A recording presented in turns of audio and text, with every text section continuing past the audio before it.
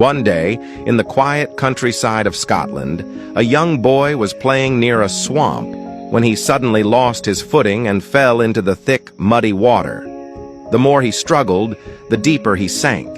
Terrified, he screamed for help, his cries echoing across the open fields.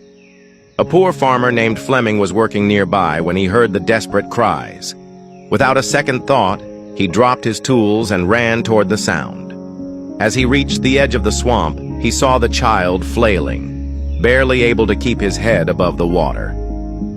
Thinking quickly, Fleming grabbed a long, sturdy branch, waded into the muddy ground, and stretched it toward the boy.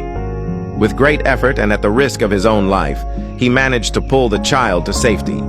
Exhausted but relieved, he helped the boy to his feet and sent him home. The next day, a luxurious car stopped in front of Fleming's modest hut. A wealthy man stepped out, approached the farmer, and said, "I am the father of the child you saved yesterday. I cannot thank you enough for saving my son's life. I know I can never truly repay you, but is there anything I can do for you?" The farmer, touched by the man's gratitude, replied, "I appreciate your kindness, but I cannot accept money for something I did out of humanity." At that moment, the farmer's young son appeared at the door of the hut. Seeing the boy and noticing the humble conditions in which the farmer lived, the wealthy man had an idea. He said, "If you won't accept money, then let me offer something else. Let me take responsibility for your son's education." The farmer hesitated for a moment.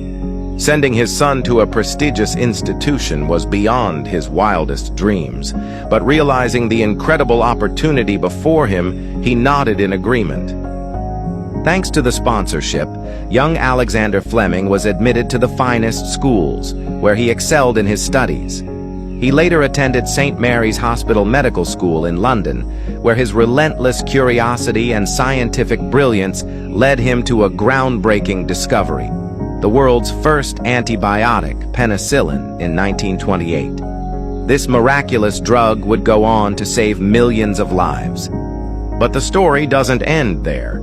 Years later, during World War II, the wealthy man's son fell seriously ill with pneumonia. His condition was critical, and his survival seemed uncertain. He was treated with penicillin, the very drug discovered by none other than Sir Alexander Fleming.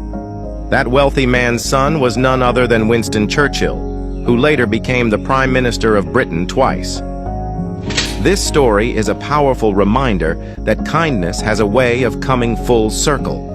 A selfless act, done without expectation of reward, can return in ways one could never imagine.